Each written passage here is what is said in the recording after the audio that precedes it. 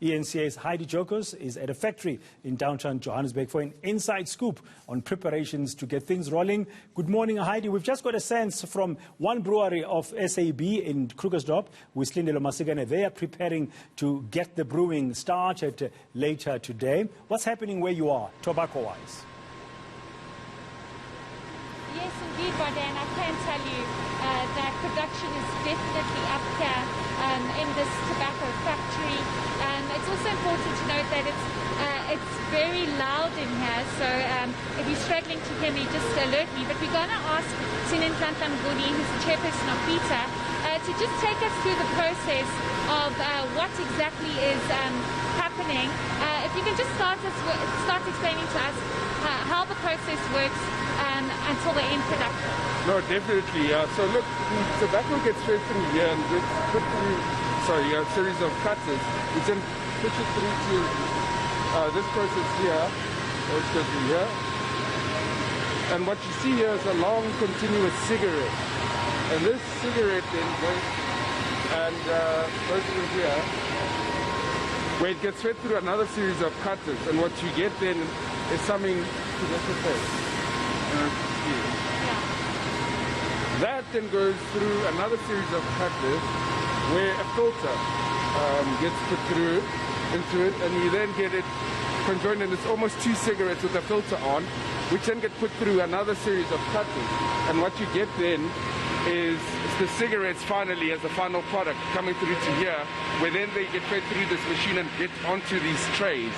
And they ultimately come out and get put onto these trays, when thereafter they get fed through and put onto a packer. As you can see, the tray is coming through now with a number of cigarettes on there. And ultimately what you then get, once they've been put through this tray onto the packers, is the end product. And here, of course, you have a packet of cigarettes. So as you can see, Bardan, it goes through the whole process, and the end product ends up looking like this. And then it goes through to the packaging. So it really does go through a very lengthy process. I just want to ask Sinenhlanhla one more question. You had the ban in place for almost 5 months. Just quickly speak to us about production levels. Are you increasing production levels because you are able to sell locally now? Look, it's very difficult at this point to ramp up production. We are trying as best as we can. Look, there is quite a demand, but of course, ultimately the problematic issues, and as far as the market is concerned, is that there's still a lot of illicit cigarettes in circulation within the market. So you may find that a lot of retailers may struggle to sell the quantities that they have ordered or that they already have in stock which they had prior to lockdown, because a lot of people will still be buying from the illicit market, wherein those who ply their trade therein are still be able to sell their products at a cheaper rate to consumers, just to get rid of whatever stock they have left, which they had bought or acquired during the lockdown period. Okay, great.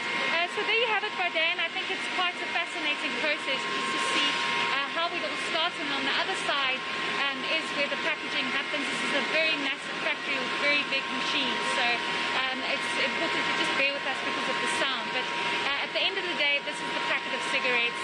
It goes through a very long process, and this is what it looks like at the end.